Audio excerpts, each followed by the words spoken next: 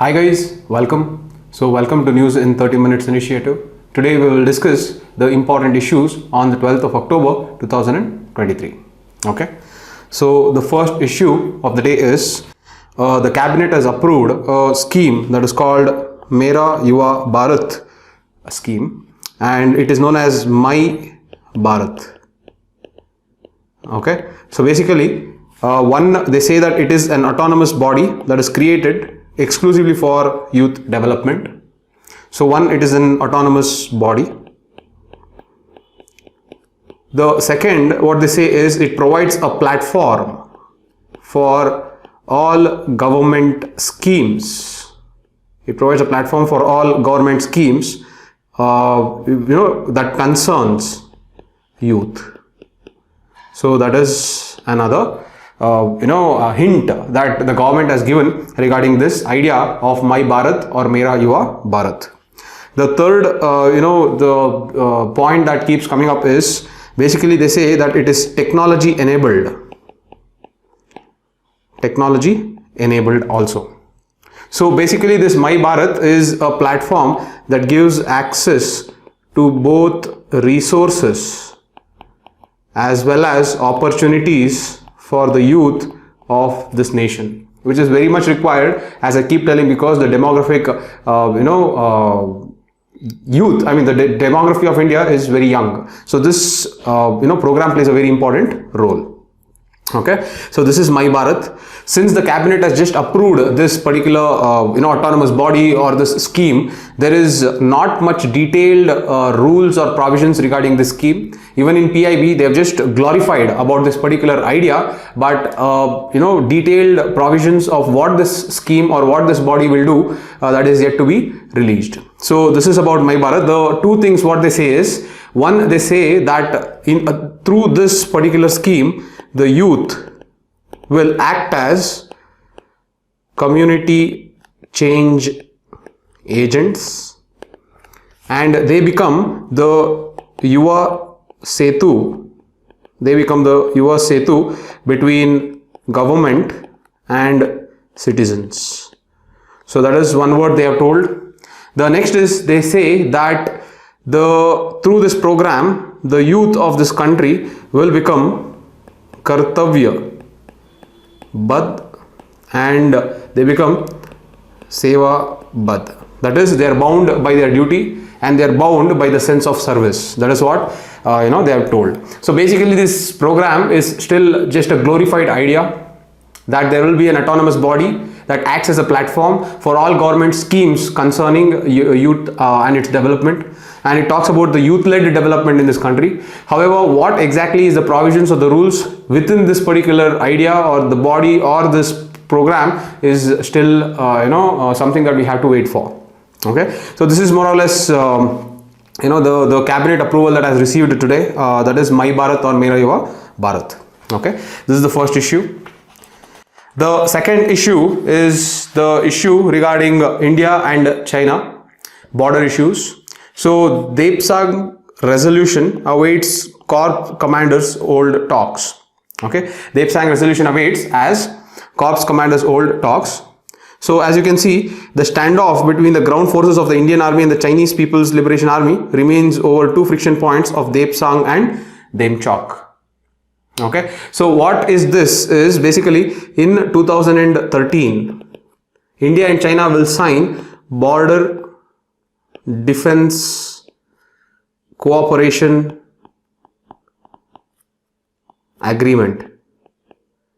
Okay, in 2013 they signed border defense cooperation agreement, according to which this is following the Depsang incident, according to which they will hold some briefings between their commanders. And in this briefings, they can talk about or they can exchange views, and also they can bring about mutually acceptable resolution. Okay, this is the common talks that happens between the Indian side as well as the Chinese side. So this is what is this particular agreement, and as an outcome of this particular agreement, the border defense cooperation agreement, there has been a talk within the corps commanders of India as well as the China. Okay, so this is the overall article. However, this talk keeps happening, but the resolution is never there. But from our exam point of view, we should understand the India-China border. That itself is very, very important. So basically, India shares around 3,488 kilometers of border with China. It shares 3,488 kilometers of border, and this border can be divided into Western, Central, and it can be divided into Eastern. Okay, the Western sector is known as, is shared by Jammu and Kashmir of India and China. The Central is shared by Uttarakhand and Himachal Pradesh of India and China. And the Eastern sector is shared by Sikkim and Arunachal Pradesh of India and China. Okay, so this is the overall sharing of the border between India and China. The most controversial is the Western sector. The least controversial is the Central sector. And the Eastern sector, as you people know, the Indian-China border is divided by a line which is known as McMahon line. And China does not recognize this McMahon line. However, this is what is the recognized line according to India. Okay, so this is the overall Chinese border. You should also have an idea of some places inside this border which are in disputes. So look at this. The first picture that I will show you is the entire Indo-China border. As you can see, the Western sector, the Central sector, and the Eastern sector. Okay, the Western sector is the Jammu and Kashmir along with Ladakh. Okay, now you have the Union Territory of Ladakh. So you have to add the Union Territory of Ladakh, correct? So this particular Union Territory of Ladakh, the border where there is a conflict between India and China, that is known as LAC. Okay, that is known as LAC. So the line of actual control is a line through that passes through the Indian region of Aksai Chin. As you can see, as it is marked in the red color, that part is Aksai Chin part of India, which is currently occupied by China. Okay, so that falls in the Union Territory of Ladakh, and that is the Western sector. Okay, then comes the Central sector. The Central sector is Uttarakhand and the Central sector is Himachal Pradesh and Uttarakhand. Okay, and as you know, the Eastern sector is having Sikkim as well as Arunachal. Okay, so this is the the overall border sharing of India with China. Okay, so let me just come back here. Here, Western sector, if we can say the Union Territory of Ladakh. Okay, the Union Territory of Ladakh. Okay, so the Western sector is the most controversial. So if we take the Western sector and if I enlarge the Western sector, as you can see, the Western sector that has the Aksai Chin of India.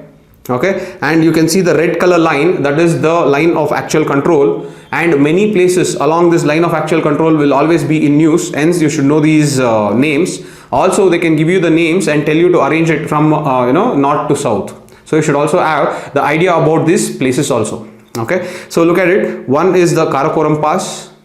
The second is Daulat Beg Oldie. The third is the Y Junction. It is Y Junction where you call it as Depsang sector. As you remember, the headlines read Depsang resolution awaits as Corps Commander Old Stock. Okay, so that is the Depsang sector. Okay, so as you can see, this part, this is the Depsang sector. Okay, the next is Galwan Valley. Next is the Gogra Hot Springs. Okay, and then comes the Pangong So Lake. Okay, so basically these are the points in the line of actual control that are actually in news because of the skirmishes between China as well as India. Okay, overall this LAC is the part that is occupied by China, that is the Aksai Chin part of India that is occupied by China. Okay, this is the western front of India-China border. This is the most controversial one. Okay, then as you can see the eastern sector here. The eastern sector is where you have the Sikkim. See this part, This is the Sikkim between India and China, and then comes the Arunachal. Here is the Arunachal. Arunachal is the McMahon line. This is the eastern sector, and we have a few places that is mainly in news because of the skirmishes between India and China. Okay, so this is about the India-China border. Okay, this you should have a very good idea about. All right, so this completes the India-China border. The next is the UN Security Council reform is a song in a loop. Okay, as you can see here, the problem of reforming the United Nations Security Council is akin to the malady presented before doctors. That is, there is an agreement only on the diagnosis and not on the prescription. This article today is written by our honorable member of the parliament, Shashir Tharoorji, and he says that it is like a diagnosis where everyone will agree, all the doctors will agree, but when it comes to prescription, no one wants to agree about it. So that is what Shashi Tharoorji compares it with the UN Security Council reforms. However, for your exam point of view, this becomes very, very important because it can be asked both in your prelims and mains exam. So you should know both from the prelims and mains perspective certain facts about the United Nations Security Council. So if you take UNSC, there are 5 permanent members and then there are 10 non-permanent members. Okay, and these 10 non-permanent members are elected for every 2 years once. And you should also know that India has been elected 8 times as a non-permanent member of the UN Security Council. Okay, so the entire debate is, should there be reforms in this United Nations Security Council, and Shashir Tharoorji gives valid reasons why there should be changes in the United Nations Security Council. Okay, so the first point the author tells is the Security Council that was composed in 1945 reflects the geopolitics of 1945. Okay, this is what is the first statement. To substantiate this, he says that in 1945 there were 51 countries which were members of United Nations. Out of these 51 countries, 11 were chosen to United Nations Security Council. So this constitutes 22% of representation of countries in United Nations Security Council. However, today there are 193 member states, and amongst these 193 member states, you have only 15 members who are selected in the United Nations Security Council. Okay, this Shashir Tharoorji argues that is less than 8%. See, the representation has reduced with time. That is one reason. The second is the geopolitics of 1945 is still represented today, and it is not the geopolitics of or the geo order of today's world. This is the argument that Shashir Tharoorji makes first. Okay, one more thing from prelims point of view, what you should see is, as you can see, in 1945 the UNSC had only 11 members. Okay, this UNSC from 11 members to 15 members. They increased the UNSC from 11 to 15 members in an amendment to the UN Charter that happened in 1965. In 1965, they increased the number from 11 to 15. Okay, that is one prelims perspective that you should know. Okay, so this is the first argument that the author makes about the United Nations security reforms. The second argument that Shashir Tharoorji says is the UN Charter is so obsolete that countries like Japan and Germany are still read as enemy states. They are still read as enemy states in the UN Charter. Look at the update. Okay, it is very obsolete. Enemy states, they were considered because during the World War II, they ended up in the wrong side. Correct? They ended up in the Axis power side. However, it is still not recognized that these two, Japan and Germany, which are third and fourth largest economy in the world, are still considered as enemy states. This shows the obsolete or the breach outside the reality of the UN Charter. Okay, the deviation outside the reality of the UN Charter. Okay, that is one. The third argument that Shashir Tharoorji makes is the bar that is set for any amendment, the bar that is set for any amendment in the United Nations Security Council reforms is very high. That is one more argument that Shashi Tharoorji makes. Now, what is the procedure for this? One procedure is you should get 2/3 of the members from the United Nations General Assembly to vote for the reforms. That is the first procedure. The next is 2/3 of the members. The next is 2/3 of the members should not only vote but also get it ratified. When I say they should get it ratified, it means they have to go and get a parliamentary approval from their respective governments. Okay, that is the second one. The third rule is all 5 permanent members, all 5 permanent members must agree. Even if one vetoes, then there will not be any disagreement. Now look, this is a very, very rigid way to amend the UN Security Reforms Council or the UN Charter. Hence, the reforms have not been done over a period of time. So this is another argument. Okay. Now, the fourth argument that Shashi Tharoorji does is why is India a credible a partner into United Nations Security Council. Along with this, even I will add my own points, because this can itself be a question in your mains exam. Is India ready to become a United Nations Security Council member, a permanent member? Justify. So the question can come like that. So if asked, one, you should know that India is the world's largest democracy. It is the 5th largest economy, which will be going to become the 3rd largest in a few years. The third argument is it has already been 8 times elected in the non-permanent UNSC membership. The next argument is India already has one of the largest peacekeeping forces. It has one of the largest peacekeeping forces. Now it is having the ground peacekeeping forces that is 2 times greater than all the permanent members. That is huge. Okay, that is another argument. The next argument is India's support for international rule-based regime. Because of it being a responsible power, and it has always been a proponent of peace and stability in every region, it has always supported international rule-based order. Okay, so because of all these reasons, India qualifies to be one of the permanent members of United Nations Security Council. However, what is hindering India's chances? Shashi Tharoorji argues that one hindrance is China.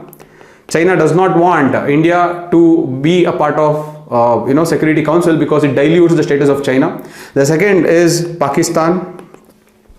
Now Pakistan unilaterally opposes India being the part of this UNSC council. The next is Indonesia. Indonesia feels that they feel diminished with Indian prospects even in UNSC. So these 3 are the major hindrance for India becoming part of United Nations Security Councils. Okay, so this is the overall article. It talks about the UNSC reforms as well as how the India should be part of it. Now within the article also there are 2 statements. One statement is given by the Turkey president. Okay, I'll read out the statement. The statement says, quote, "The Security Council has ceased to be a guarantor of world security and has become a battleground for the political strategies of only 5 countries." This is given by the President of Turkey. The President of Turkey tells that, again, quote, "The Security Council has ceased to be a guarantor of world security.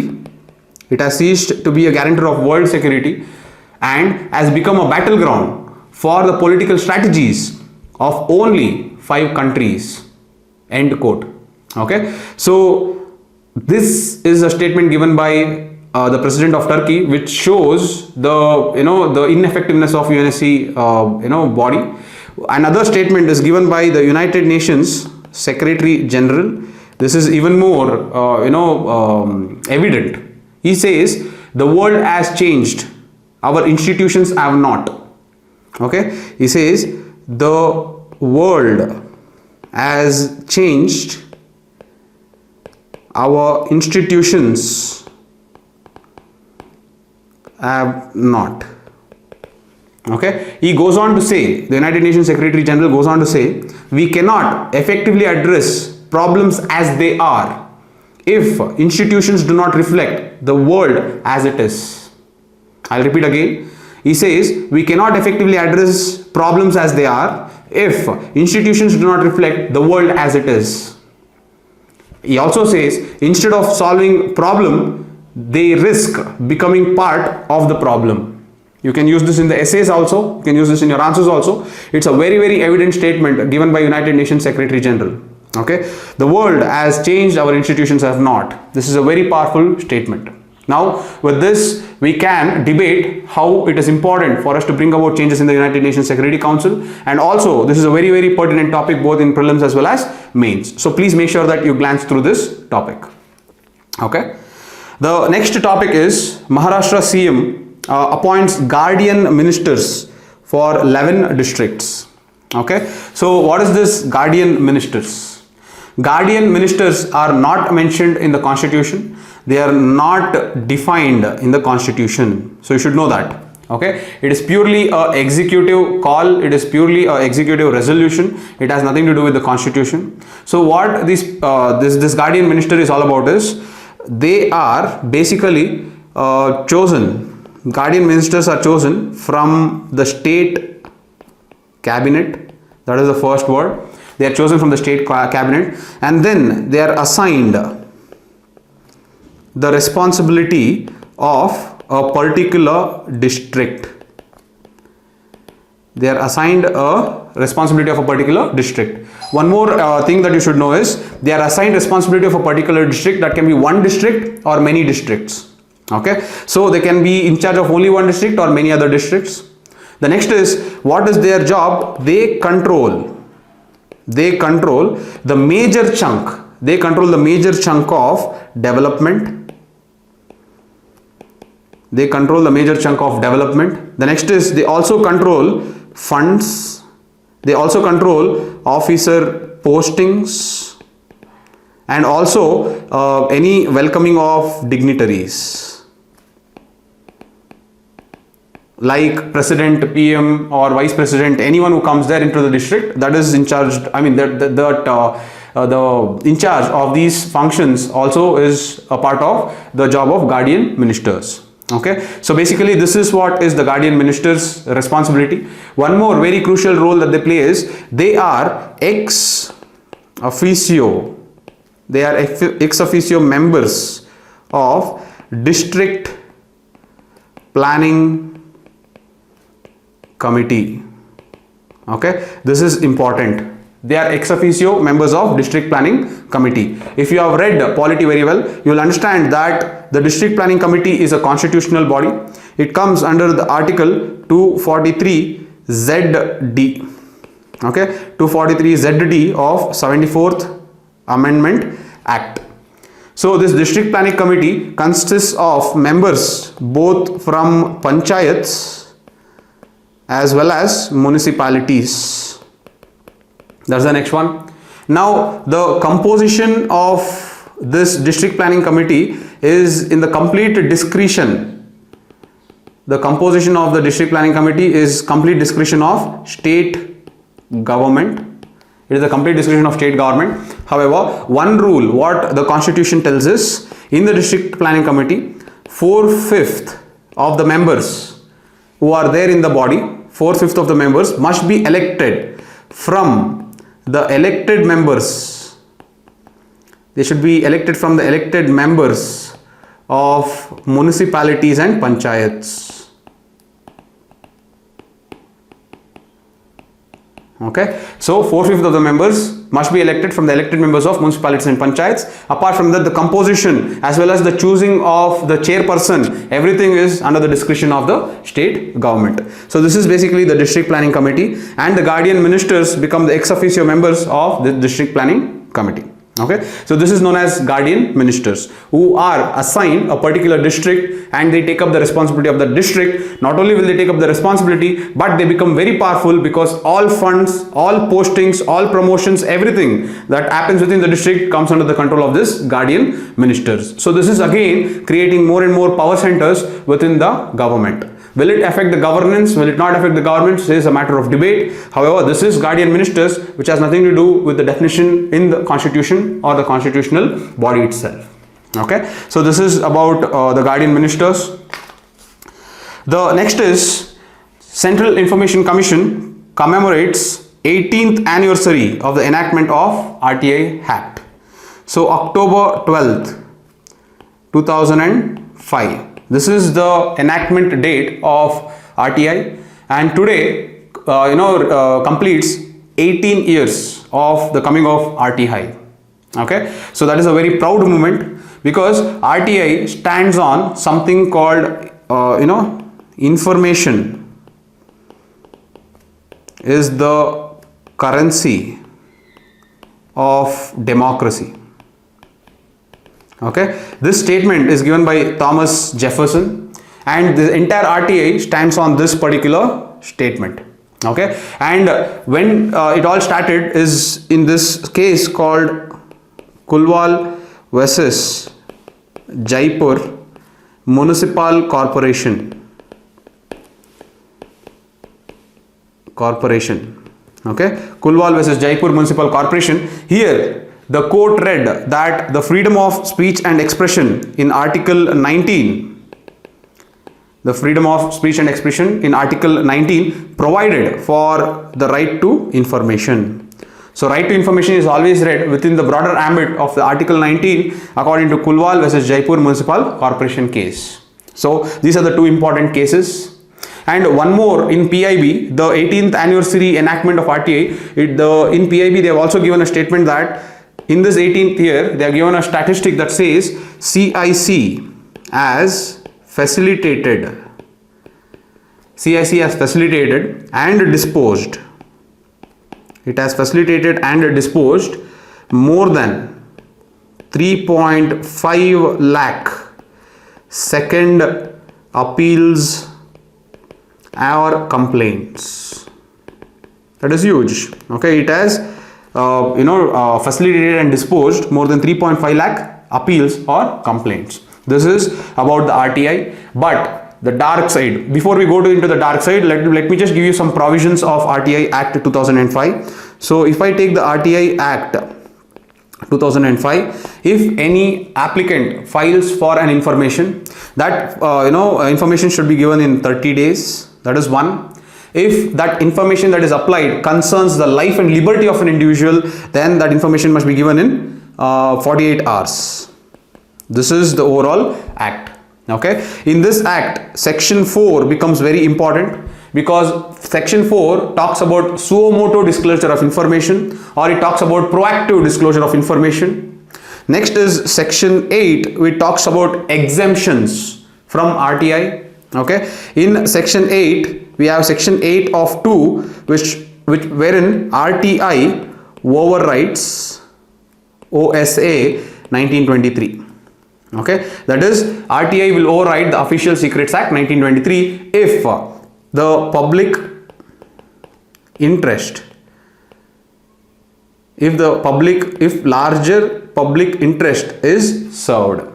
Okay, so these are the important sections: section 4, section 8, section 8 of 2, and these are the important provisions. However, now one more unfortunate statistics that we have to provide is, there is a report that has come. This report is named as the report card on the performance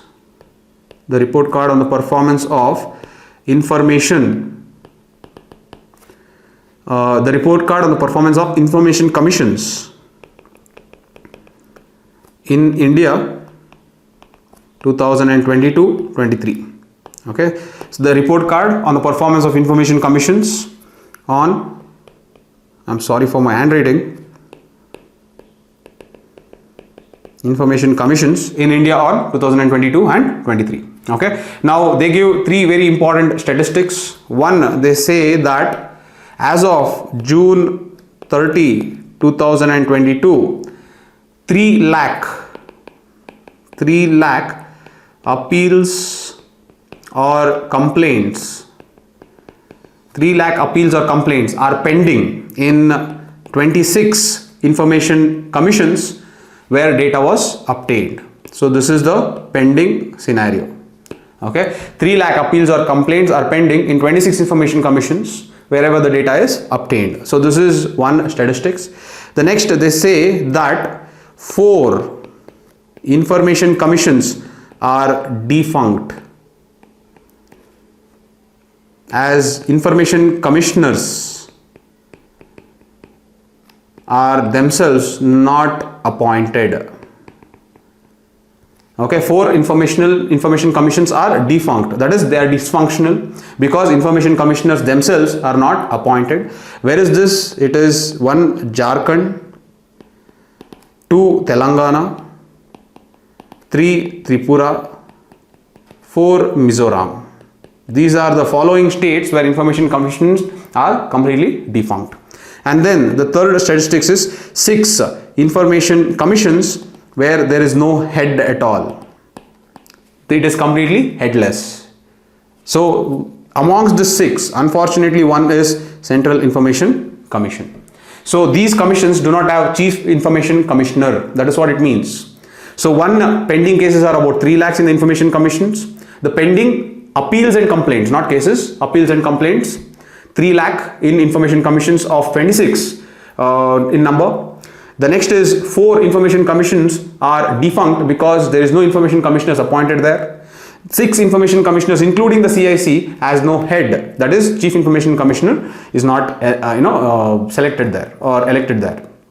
Okay, so this is the the report that tells about the dark condition of RTI that is currently in India. Okay, so though we have made some progress with regards to the appointment and the tenure of the information commissioners, this must be seriously looked into, because at the end of the day it is the information commissioners at the hierarchy who are in charge of the appeals. And if the lower public information officers have to work effectively, then the information commissioners at the top must be very effective, as well as they must be very efficient. Okay, with that, today's important issues are done. I hope it is becoming helpful for you, and I hope you are developing the habit to read more and more newspapers. And please make sure that you like, share and subscribe, so that the more you share, the more inspiration and motivation that we get to do this every day. Thank you guys. See you tomorrow. Bye.